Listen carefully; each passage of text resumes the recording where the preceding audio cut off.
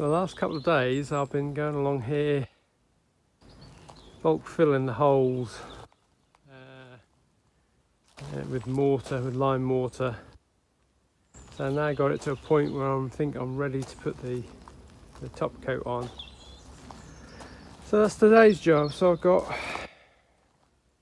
my Perexy, I've got my mixing bucket, trowel, water, everything ready to go. And all I need to do now is make a mess. So that's the first bit that I've done.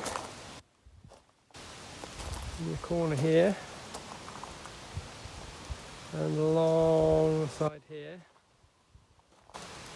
So I'm relatively pleased with that. I'm not a mason or a plasterer or a renderer, but I'll have a go.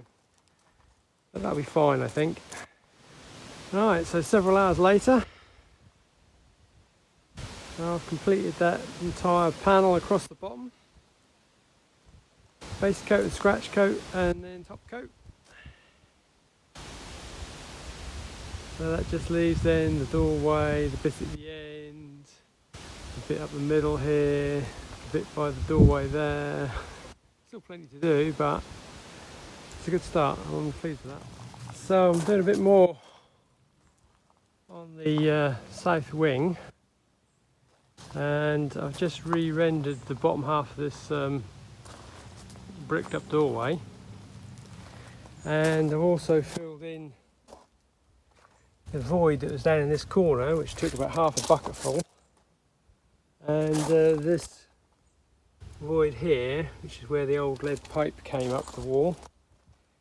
So I filled them up, and yeah, so I'm just doing the doorway and the bit to the left of the doorway now to get that done.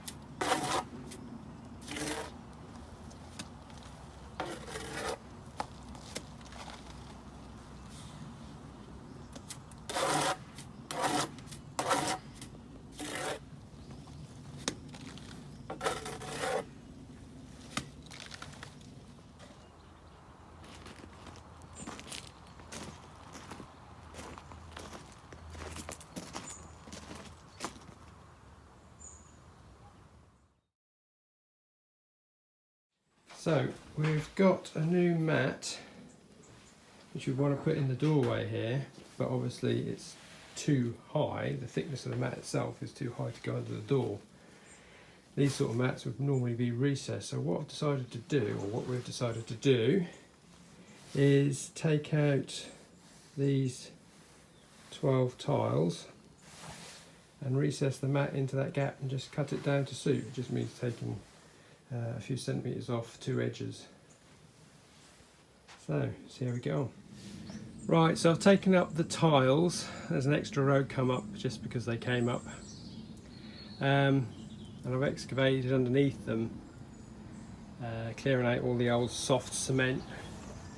And I've found what looks like here some of the original floor tiles from when they first put the place together, I guess, and then this sort of soft layer of cement on top, and then the new cement on top of that. So because I'm putting a mat in here with nothing else underneath it, I've taken it out to about 10 centimetres to give it a good support underneath. Right, so now I'm going to mix up some cement and concrete and put a pad down here for the mat. So that's my cement base put in. It's all very wet at the moment, so I just need to keep the cats off it now for a few hours until it goes off. So I've just put my spirit level and a couple of boards across, and I've got a bit of ply here. I'm going to just stick over the top, just keep the cats off it. And once that's all set, we can cut the mat down and put it into the hole. So there's my cement base now, ready for the mat. All I need to do now is cut the mat to fit the hole. So there you have it, one mat installed.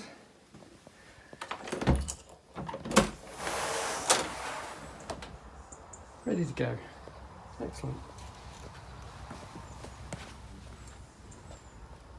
That's a lot better.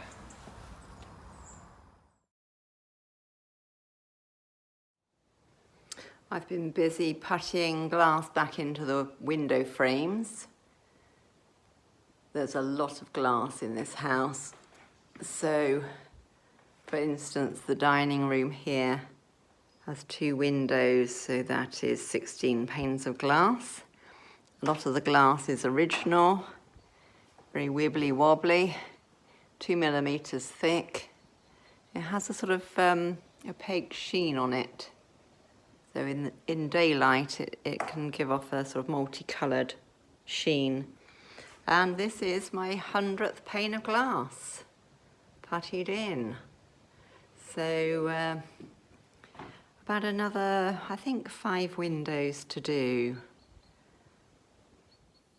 I'm in the boot room and this is the last window for me to do. I've got a humbug outside wanting to come in. Hello. So it's the worst one out of all the windows. So I'm going to attempt to get off all this old putty. There's very little paint left on the frame. So whether I can get that off without breaking the glass, I don't know, but I will have a good go. Anything I break will have to be replaced, obviously, and get some undercoat on this frame and some new putty in. Look at this for a horrible mess.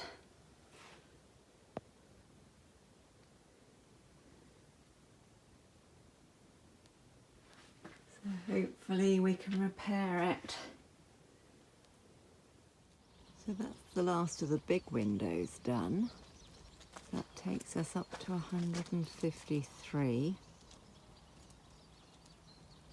That looks a whole lot better. And above the boot room door,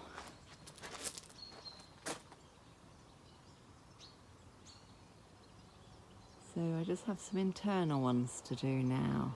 So as for internal glass, there's these doors have already been done.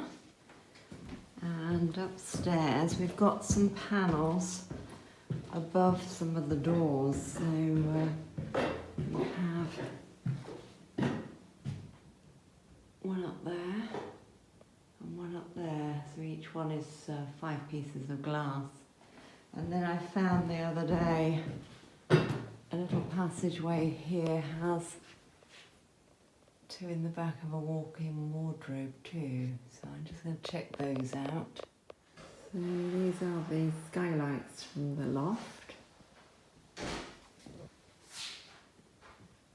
That's had glass replaced by Mark already. This is an original.